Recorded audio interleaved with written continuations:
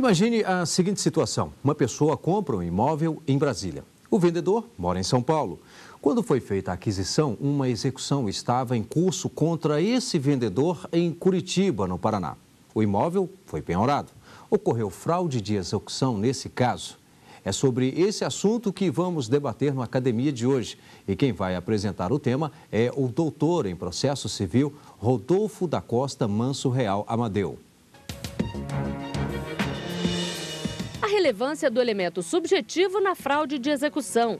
Tese apresentada à Universidade de São Paulo para obtenção do título de doutor em processo civil. O estudo é de Rodolfo da Costa Manso Real. Nossos convidados para debater o trabalho são Mohamed Mahmoud, doutor em Direito pela Universidade de São Paulo, e Petrônio Calmon, professor de Direito Processual e procurador de Justiça do Ministério Público do Distrito Federal e Territórios. Quero aqui agradecê-los pela presença, por aceitar o convite da TVX para participar do Academia de hoje. E também ao professor que hoje nos traz o seu trabalho para ser debatido aqui na Academia, fraude de execução, professor Rodolfo. Mas antes de iniciarmos aqui, inclusive, a nossa conversa, vamos acompanhar um resumo desse trabalho. A tese identifica que papel desempenha a má-fé do terceiro para a configuração da fraude de execução. O estudo parte da análise das diversas correntes de interpretação sobre o tema e, com base em vasta pesquisa de jurisprudência, identifica o entendimento dominante do Superior Tribunal de Justiça. Em seguida, resgatando a origem histórica do Instituto, o trabalho propõe uma nova forma de interpretação da legislação vigente e apresenta uma metodologia para identificar a ocorrência da fraude de execução nos casos concretos. Professor Rodolfo, vamos então começar justamente pela metodologia utilizada neste estudo. Muito obrigado, Rimac. É um prazer estar aqui no Academia de hoje, ainda mais com convidados tão ilustres. A tese teve por ponto de partida a resposta à seguinte pergunta: a má-fé é um requisito para a configuração da fraude de execução? E aí já começaram as primeiras dificuldades, porque a legislação processual não prevê nada sobre a má-fé nos seus artigos. Então, o artigo 593 do Código de Processo Civil diz que a fraude de execução ocorre quando existe contra o devedor uma demanda capaz de reduzi-lo à insolvência. Não fala nada sobre a má-fé. E a jurisprudência já entende que não, que a má-fé é importante. Por quê? A súmula 375 do Superior Tribunal de Justiça diz que ocorre a fraude de execução quando a fraude de execução depende do registro da penhora ou da prova da má-fé do terceiro adquirente. Com base, então, nessa constatação, e verificando que é uma situação importante, porque, no final das contas, a compra de um imóvel é uma das compras mais importantes que a pessoa faz na sua vida. E não pode haver uma oscilação tão grande de entendimentos numa situação como essa. Gera muita insegurança para a pessoa comprar o seu imóvel. Então, diante dessa situação, eu fui buscar, na pesquisa histórica, qual era o entendimento da existência da fraude de execução e por que existia uma divergência tão grande de entendimentos, tanto na legislação quanto na jurisprudência.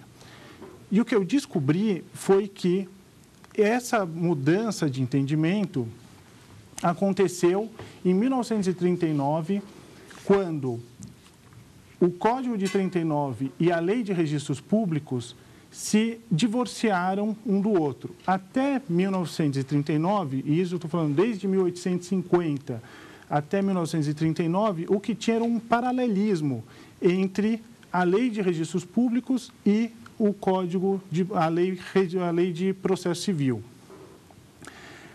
Nesse momento, o que existia era o Código de Processo Civil dizendo: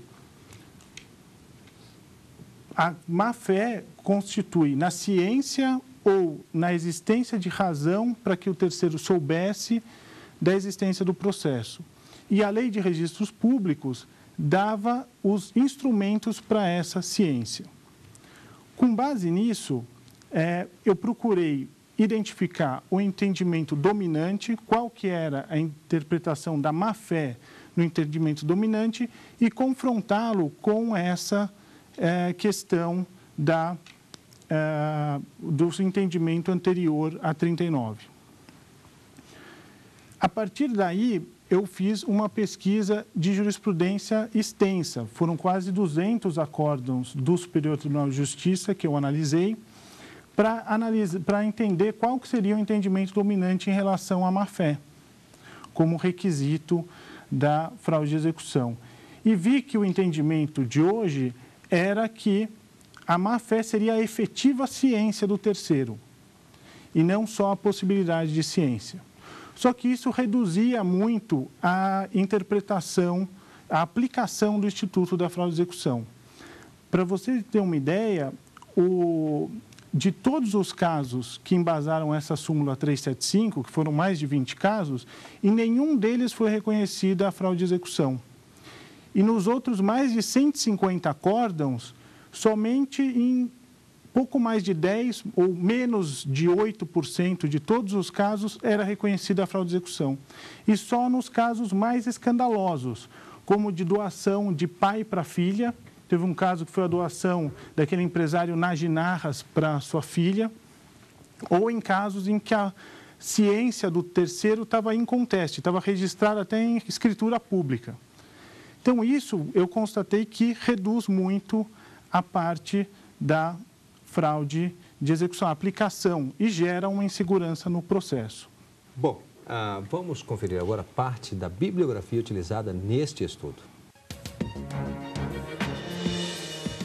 Fraude de execução, autor Frederico Kais, editora Saraiva. Fraudes contra credores, autor Youssef Said Kahali, Revista dos Tribunais. Instituições de Direito Processual Civil, autor Cândido Rangel Dinamarco, editora Malheiros. Bem, professor Rodolfo, de que forma cada um desses livros, dessas obras, contribuiu para o desenvolvimento de seu estudo? O livro do Frederico Kais trouxe uma visão geral da fraude de execução. É uma das obras mais completas, mais recentes sobre a fraude de execução num aspecto geral, tratando tanto da parte objetiva quanto da parte subjetiva da má-fé. O livro do professor Youssef Kahali já trouxe uma contribuição diferente. Ele faz um contraponto, um confronto entre a fraude de execução, que é um instituto ligado ao direito processual, e o instituto irmão dele, que é a fraude contra credores, que é previsto no Código Civil. E, por fim, o livro do professor Dinamarco foi essencial para entender qual é o papel dos limites patrimoniais na questão da responsabilidade patrimonial do terceiro e do devedor, que é o mecanismo pelo qual funciona a fraude de execução. Bom, vamos conhecer então agora melhor o seu trabalho. O trabalho é dividido basicamente em 3 partes. A primeira parte é uma parte mais conceitual, em que eu trato de quais são os conceitos, a terminologia e as hipóteses legais da fraude de execução. E nessa primeira parte eu já identifico o entendimento dominante hoje em dia no Superior Tribunal de Justiça.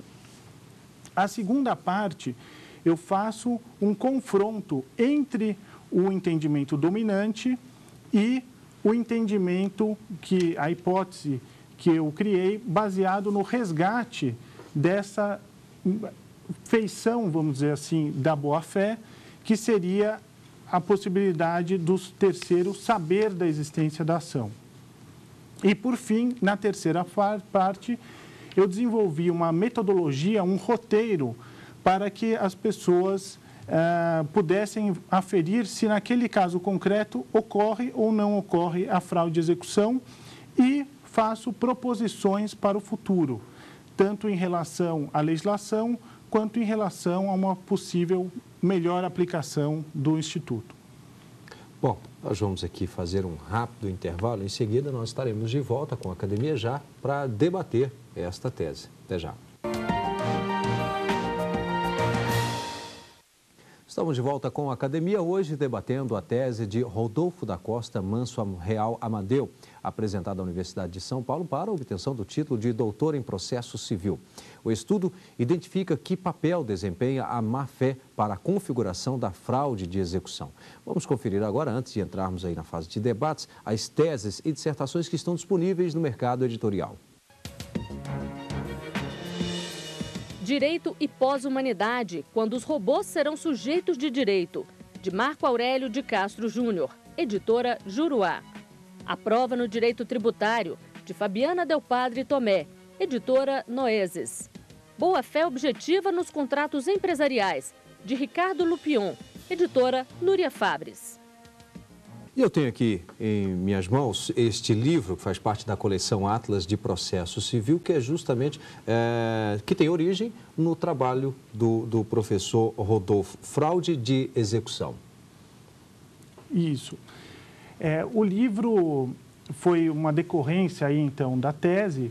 O que eu fiz, basicamente, foi incorporar as observações da banca e atualizar a pesquisa de doutrina e de jurisprudência, principalmente incluindo aí 2 recursos especiais repetitivos que estão em curso no Superior Tribunal de Justiça.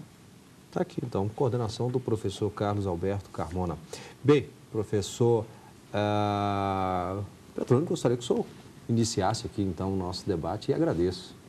Obrigado. Bom, Rodolfo, nós já somos amigos há muito tempo, então lhe trato aí por você. Cumprimento também o Rimac e o Mohamed, que está aqui conosco. Eu vou falar de 2 coisas muito simples. Em primeiro lugar, temos que abordar nisso a metodologia do judiciário, que é uma metodologia arcaica, feita do tempo do direito romano, resgatada em 1800 e pouco, com base numa situação política somente daquela época, só que nós a aplicamos até hoje. O grande X dessa questão é que o STJ exige que se dê conhecimento ao comprador de um imóvel e, ao mesmo tempo, não resolve o problema de que é proibido dar esse conhecimento. As pessoas não podem, ao propor uma demanda contra outrem, ir ao cartório de registro imobiliário e averbar a existência dessa demanda. Então, ele é proibido de fazer o que o STJ manda que ele faça. E eu acho que nós aqui temos que ser ousados, falarmos que estamos na academia. A academia é o único lugar em que as pessoas são todas iguais, tanto aluno como professor, quanto debatedores como ministros. Por isso eu tenho aqui a tranquilidade em dizer que o STJ presta esse desserviço. Um outro ponto interessante nessa questão é que vem aí, eu vou puxar um pouco a brasa para a minha sardinha, que sou autor de um livro sobre a informatização do processo judicial, é que isso se resolve completamente com a informatização. Informatização essa que o Brasil perdeu o bonde da história, poderia ter sido o primeiro país do mundo a tê-la corretamente, até hoje não tem. Porque a informatização que se faz por aí é uma informatização de mentirinha, é apenas digitalizar papéis, isso não é informatização. De forma que, no momento em que isso tudo fosse online, para usar a expressão adequada, esses problemas não aconteceriam, porque, como foi dito no início do programa, uma pessoa que mora em Brasília, o devedor em São Paulo, não sei se recordo, e a venda em Curitiba, hoje acontece isso. Se eu cumpro a lei que manda que para vender um imóvel, para comprar um imóvel, eu tenho que ter certidões negativas do vendedor, mas certidões negativas da onde? Quantos cartórios não há no Brasil, quantos juízos, quantas varas cíveis não há no Brasil, para que eu venha obter certidão negativa delas? Então, basta que alguém tenha uma demanda num estado diferente, do qual ele está acostumado a fazer negócios, diferente do que ele vive, do que ele trabalha, que essa lei que obrigou a pesquisa e a certidões negativas vá por terra. Então, eu queria que você abordasse esses aspectos. O primeiro, da falta de adequação política dessa jurisprudência com a realidade. E o segundo, essa questão, aí talvez você concorde comigo, que somente a informatização geral e absoluta, e eu disse aqui que a da Justiça está ruim, mas a dos cartórios está muito bem. Eles, iniciativas privadas, às vezes com financiamento, eles já têm 2 autoridades certificadoras, então eles estão avançando muito mais rapidamente do que a Justiça. Pois não, professor. Obrigado pela presença. De fato, é exatamente isso que acontece. Quer dizer, a partir do momento em que você propõe a demanda, já a ocorrência da fraude de execução é possível. No entanto, o primeiro ato que você pode registrar é a hipoteca judiciária, que decorre da sentença condenatória, ainda que pendente um recurso com efeito suspensivo. Mas do início da demanda até a sentença, nós sabemos que às vezes levam anos. E, nesses casos, pode acontecer, então, uma alienação nesse curso. Então, a jurisprudência, ao exigir a efetiva ciência do terceiro, acaba por restringir a eficácia da decretação, vamos dizer assim, do instituto da fraude de execução. E, por isso, restringe a eficácia do processo como um todo. Mas a interpretação que nós fazemos aí na tese é no sentido de que a fraude ou a má-fé do terceiro englobaria não só a ciência, mas a possibilidade de ciência. E aí entra essa outra questão das buscas nos cartórios distribuidores, que no caso que o Rimac falou no início do programa, diz respeito a um caso em que o processo corre numa comarca distante, que não é nem a comarca do domicílio do devedor, nem a comarca da situação do bem. Então, numa situação dessa, o terceiro não vai fazer uma pesquisa num distribuidor que seja fora do domicílio ou do foro da situação do bem. Então, ele já não teria como saber. Então, nesse caso, não ocorreria a fraude de execução.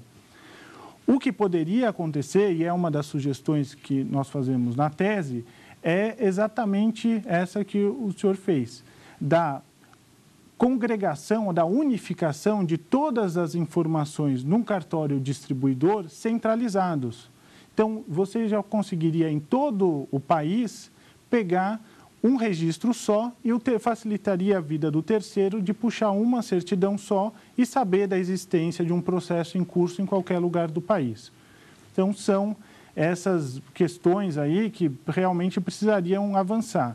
Um início já, talvez, de avanço foi a criação do CNJ, do Conselho Nacional de Justiça, e a edição de uma resolução em 2008, se não me engano, que unificou todos os números dos processos. Então, já é um começo. Quer dizer, você já tem um número igual, agora falta, na verdade, o mais difícil, que é encaixar todos os dados dos distribuidores em uma certidão. Mas, realmente, nos cartórios privados, isso já é uma realidade. Por exemplo, você vai puxar um testamento, você puxa em qualquer cartório do Brasil. Professor, o senhor tocou num ponto essencial. Quer dizer, a fraude de execução busca exatamente equalizar esses dois conflitos desses dois interesses. O interesse do credor, né, do autor da demanda, e do terceiro, que pode estar de boa fé numa situação dessa. Quando o autor vai ao Estado, ele está exigindo que o Estado cumpra aquela promessa que ele faz de dar exatamente ao autor aquilo que ele teria direito se o devedor cumprisse de forma espontânea, de forma voluntária. Se o Estado não tem os mecanismos necessários para garantir essa promessa, ele já está frustrando essa promessa do autor. É um pouco o que acontece hoje. Quer dizer, o autor não tem a possibilidade de registrar no registro de imóveis a maioria das citações ou do ingresso das ações de processo de conhecimento, em fase de conhecimento, de que ele vai propor. Só as ações reais, quer dizer, que ele pode fazer isso. Uma ação condenatória simples, ele não pode fazer. Essa até, originalmente, lá em 1920, 28, era a proposição do ministro Filadelfo Azevedo, que foi aí autor de uma grande obra e influenciou exatamente nessa criação da Lei de Registros Públicos e tal. A ideia dele originária era permitir esse registro logo no começo. Hoje em dia, o que acontece? Os credores, os autores mais diligentes, eles usam o protesto contra alienação de bens, que tem sido permitido a averbação. Mas são casos raros de utilização. A maioria não entende que que o protesto serviria para essa situação. Uma alternativa melhor, no meu ponto de vista, seria permitir o registro já, a averbação do início da ação. Professor Mohamed Mahmoud. Gostaria de dizer que é uma honra estar presente nessa bancada tão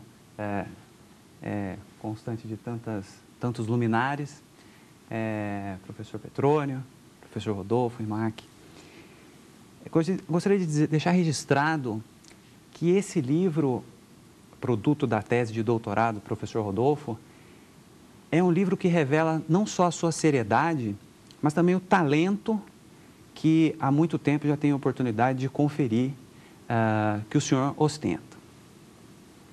Esse livro, desde a bibliografia, o encadeamento da pesquisa, a clareza com que a pesquisa é realizada, o desenvolvimento dos tópicos, as conclusões, o senhor está de parabéns. E um dos aspectos que mais me chamou a atenção na leitura foi a formulação esquemática, uma proposição, um roteiro pelo qual seria possível se identificar esse fenômeno, que é o fenômeno da fraude de execução. O que eu gostaria de ouvir do senhor é a respeito um pouco mais sobre esse roteiro e de algumas considerações que o senhor pudesse fazer a respeito do futuro do Instituto. Pois não, agradeço o elogio, professor Mohamed. A respeito do roteiro, eu procurei desenvolver, então, uma forma fácil das pessoas identificarem se naquele caso estava ocorrendo a fraude de execução. Ele funciona como o seguinte: são algumas perguntas em que o operador do direito vai responder sim ou não, e isso vai direcionando conforme o tipo de ação, o tipo de bem, se o bem é sujeito a registro público, se o terceiro tinha razão para saber da existência da demanda, e isso tudo direciona para um caso em que ocorre ou não ocorre a fraude de execução. Então, foi uma proposição mais prática nesse sentido. Com relação ao futuro, eu entendo que há dois aspectos principais, além do que a gente já falou ali da criação de um cartório distribuidor unificado, mas há dois aspectos principais que a gente poderia evoluir em relação à aplicação da fraude de execução. O primeiro é a ampliação dessa ideia da má-fé. Não só a ciência do terceiro, mas a possibilidade razoável dessa ciência. Se o terceiro tinha razão para saber, e aí resgatando aquela ideia original da má-fé existente antes do Código de 39, quando ocorre aquela ruptura entre a legislação de registros públicos e a legislação processual. Felizmente, essa discussão está em curso nesses dois recursos especiais repetitivos. Um está sendo julgado agora na Corte Especial do Superior Tribunal de Justiça, e há entendimento já no sentido de que, sim, a má-fé teria também esse aspecto de, vamos dizer, uma ignorância negligente do terceiro. O terceiro não sabe da existência do processo, mas não sabe porque não fez a pesquisa que é exigida pela lei. Então, ele buscou no cartório distribuidor, às vezes, só do domicílio do devedor, mas não buscou na situação do imóvel. Então, ele agiu aí com alguma certa negligência e, por isso, ele ignora. Nesse caso, ele não poderia dizer que ele está de boa-fé. O terceiro não pode ser como aquele político retratado pelo Milor Fernandes, de que ele se achava honesto só porque ele não sabia que estava sendo beneficiado pela mamata. O terceiro tem que agir de uma forma diligente, ele tem que fazer pesquisa e buscar se aquela ação está em curso ou não. Então, esse é um primeiro aspecto. Um segundo aspecto seria a volta àquele paralelismo existente entre a legislação de registros públicos e a legislação processual. E isso também, felizmente, está em curso.